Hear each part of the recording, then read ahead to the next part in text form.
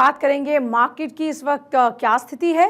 तो RBI policy में ब्याज दर कम होने की संभावना है और आपका कार लोन और आपकी हाउसिंग लोन जो है उन्हें लेने वालों को फायदे की संभावना है। भारत के अगर सर्विस सेक्टर की बात करते हैं तो भारत के सर्विस सेक्टर में रिकॉर्ड तेजी देखने को मिल रही है। तो आरबीआई पॉलिसी में एक तरफ जहां ब्याज दर कम होने की संभावना है तो वहीं कार लोन और हाउसिंग लोन जो लेने वाले हैं उनको फायदा हो सकता है। और साथ ही साथ भारत के सर्विस सेक्टर में रिकॉर्ड तेजी, तो सर्विस सेक्टर ग्रो कर रहा है। भारत के सर्विस सेक्टर में रिकॉर्ड तेजी देखने को मिल रही है। तो ये है आज के बाजार की स्थिति। और क्योंकि सबसे बड़ी बात ब्याज दर कम होने की संभावना जैसे ही होती है उस दौरान में जो कार लोन या हाउसिंग लोन जो लेने वाले लोग होते हैं उनके चेहरे पर एक अलग ही मुस्कान आ जाती है, क्योंकि जाहिर तौर पर आप जरा सा भी अगर अप एंड डाउन होता है ब्याज दर में तो लोगों के बजट पर उसका काफी ज्यादा असर पड़ता है। तो अगर परसेंट कम होता है तो लोगों के चेहरे पर खुशी और बढ़ने की गुंजाइश ना के बराबर है।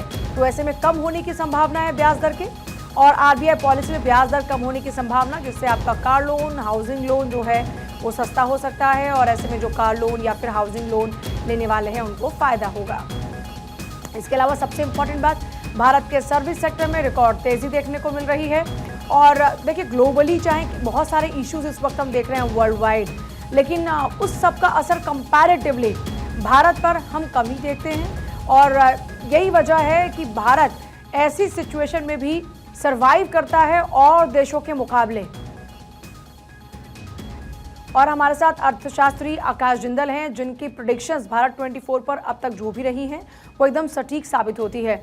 मैं आकाश जी आपसे ये समझना चाह रही हूँ कि भारत की इकोनॉमी में ऐसा क्या है कि चाहे दुनिया में तूफान आए लेकिन सबसे बड़ा सर्वाइवर अगर कोई होता है तो वो भारत है। बहुत ही क्वालिटी क्वेश्चन पूछा आपने, it's a very high quality question. आज हिंदुस्तान यही दुनिया को दिखा रहा है कि ग्लोबल इकोनॉमी में स्लो डाउन है, लेकिन हिंदुस्तान की इकोनॉमी लगातार रिकॉर्ड बनाती जा रही है। मेरे हिसाब से सबसे इंपॉर्टेंट कारण है प्रधानमंत्री नरेंद्र मोदी की सरकार, जो बहुत ही अच्छी पॉलिसीज बना रही है और पॉलिसीज का इंप्लीमेंटेशन बहुत अच्छे कर रही है। हिंदुस्तान की डिमांड, हिंदुस्तान की कंजम्पशन आज की तारीख में ग्लोबल स्लोडाउन में भी हिंदुस्तान की इकोनॉमी में तेजी दिखा रही है। बिल्कुल आपने सही कहा। आज अगर हम बात करते हैं जापान जैसी इकोनॉमी की, जो कि आज दुनिया की 5th लार्जेस्ट इकोनॉमी, एक समय तो 4th लार्जेस्ट थी, जनवरी टू मार्च में -2% नेगेटिव ग्रोथ रही है। जर्मनी जो आज भी हिंदुस्तान से बड़ी इकोनॉमी है, उनकी अक्टूबर टू दिसंबर में -0.2% ग्रोथ रही है, जबकि हिंदुस्तान लगातार ग्रोथ के रिकॉर्ड बनाता जा रहा है। 7.4% की ग्रोथ हमने दी है। और आज रेपो कट, आपने मेरी प्रेडिक्शंस की बात की, मेरी ऑर्गेनाइजेशन आकाशजिंदल.in का मानना है कि आज रेपो में 25 बेसिस कट होने की पूरी संभावना है।